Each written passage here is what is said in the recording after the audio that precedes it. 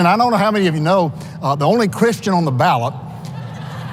Okay, after 30 years, it's getting kind of old, right? I got you. Hey, listen, it's amazing today, and it's an honor to be here, to be among the people that are going to be the ones that literally save America. You know, a lot of people ask, well, what does the commission do that I represent? And a lot of people don't know. Back World War I up in Ranger Field up in Eastland County, during World War I, there was a letter after that that's in the American Petroleum Museum. It says, we want to thank Ranger County and Ranger Field, the Texans there, for the oil that it took, a wave of oil to win World War I. Then came World War II. All of a sudden, the big inch and little inch pipeline out of Kilgore, Texas, gave 80% of the oil and gas to our Allied forces. And Winston Churchill says it was a sea of oil from East Texas that won World War II. Now, all of a sudden, our greatest generation took that and established the first superpower in the history of Earth.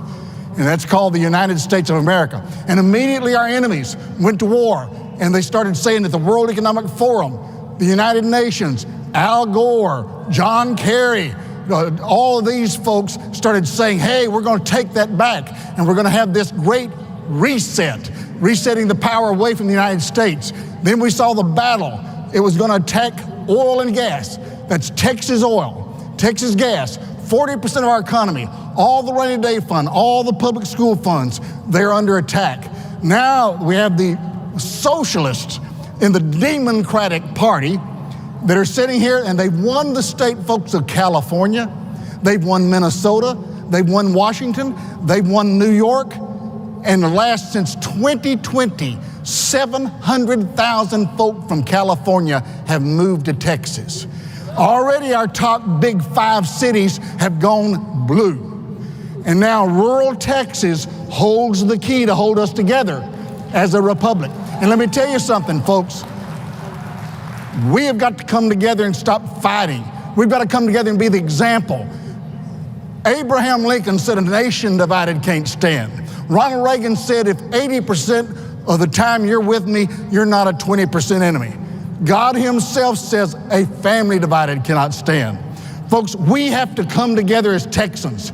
We are the tea leaf that these social liberals want to have to turn America socialist.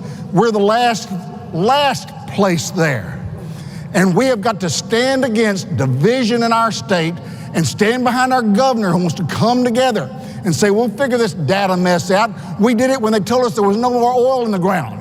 They said, you're through. A bunch of Texas boys said, well, if we can't get it that way, let's go sideways. And now the Permian Basin stands as the #1 source to save planet Earth from the socialists who are trying to destroy America. So you're the ones that'll take the word out there to God's people to come together.